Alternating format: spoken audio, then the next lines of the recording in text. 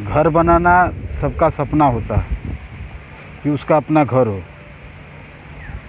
घर में आदमी जब रहता है तो सुकून महसूस करता है। दिन में भागदौड़ उसको करना पड़ता है रोजी रोटी के पीछे, मगर अंततः उसे घर में आना पड़ता है। साथियों, घर बनाने के लोग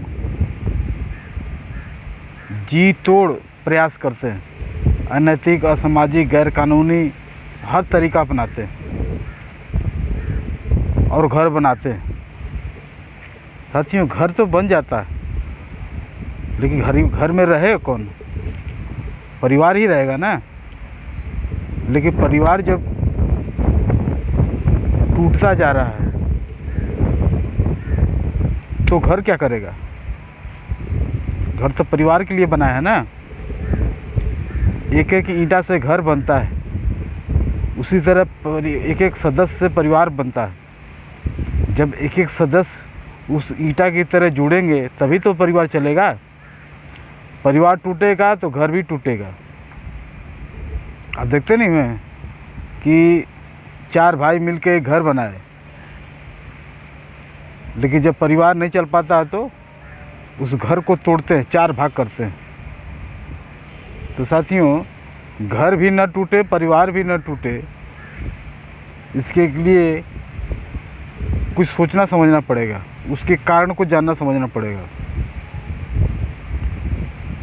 पहले संयुक्त परिवार होते थे, अब संयुक्त परिवार खत्म होते जा रहे हैं, छोटा छोटा परिवार होते जा रहा है। कहा भी जाता है कि छोटा परिवार सुखी परिवार। तो साथियों,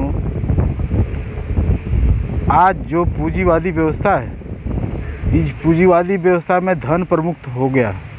कहते ना कि बाप बड़ा ना भैया, सबसे बड़ा रुपया। यही चीज़, यही रुपया, यही धन परिवार को तोड़ रहा है। निजी संपत्ति ही निजी स्वार्थ को जन्म देती है। जब परिवार में स्वार्थ उत्पन्न हो जाता है तो परिवार टूट जाता है। तो साथियों, ये जो निजी मालिकाना की जो व्यवस्था है, इसने रक्त संबंध को धन संबंध में बदल दिया है। परिवार में जो भाई, माँ, बाप, बहन, बीवी, बच्चे, ये सब जो रक्त संबंध थे, लेकिन इसके जगह पर धन संबंध स्थापित हो गया है। हर व्यक्ति दूसरे को धन के अनुसार ही मूल्यांकन करता है, उसके साथ व्यवहार करता है। जो ज़्यादा कमाता है उसको ज़्यादा सम्मान मिलता है, जो कम कमाता है उसको कोई सम्मान नहीं मिलता है। साथियों, परिवार हमेशा समाजवाद के नियम के अनुसार चलता है। जैसे परिवार में कोई ज़्यादा कमाए, कोई कम कमाए, कोई कुछ भी नहीं कमाए, लेकिन परिवार में सबके साथ समान व्यवहार होता है और होना चाहिए, तो परिवार चलता है। सबको एक समान खाने को मिलेगा, सबको एक समान रहने को, सबको एक समान से चिकित्सा होती है। जब समानता का व्यवहार होता है तो परिवार वह चलता है। अगर प्रत्येक सदस्य के कमाई के अनुसार परिवार अगर चलने लगे तो वह परिवार टूट जाता है।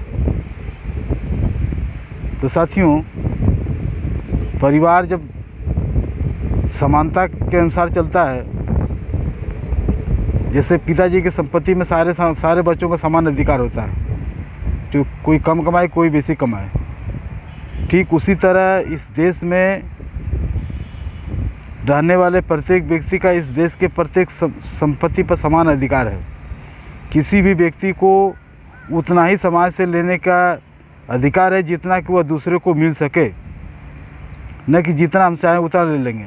हम आप कहते हैं कि नहीं, हमारे पास तो हम ज़्यादा काम करते हैं, हमको ज़्यादा मिलेगा। नहीं, आप ज़्यादा काम करते, ज़्यादा कर्मठ है, ज़्यादा सक्षम है, तो भी आप कीजिए ना, लेकिन आपको उतना ही मिलना चाहिए जितना कि दूसरे को मिल सके।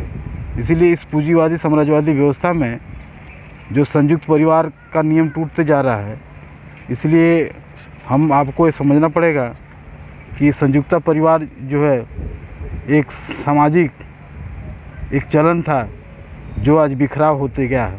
इसलिए इस पूंजीवादी व्यवस्था ने मानव के बीच में भेद कर दिया, मानव के बीच में अंतर विरोध उत्पन्न कर दिया गया। इसीलिए कहा जाता है कि पूंजीवादी व्यवस्था अंतर विरोध उत्पन्न करती है अंतर्विरोधी जीवन जीने के लिए लोगों को मजबूर कर देती है। इसलिए साथियों, इस पूंजीवादी व्यवस्था में जो निजी मालिकाना की जो व्यवस्था है, इसके जब समाजवादी मालिकाना की व्यवस्था साबित की जाएगी, तभी जो है रक्त संबंध धन संबंध में नहीं बदलेंगे। रक्त संबंध रंग संबंध में रहेगा, घर भी बनेगा, परिवार भी चलेगा। घर नहीं टूटेगा, परिवार नहीं टूटेगा।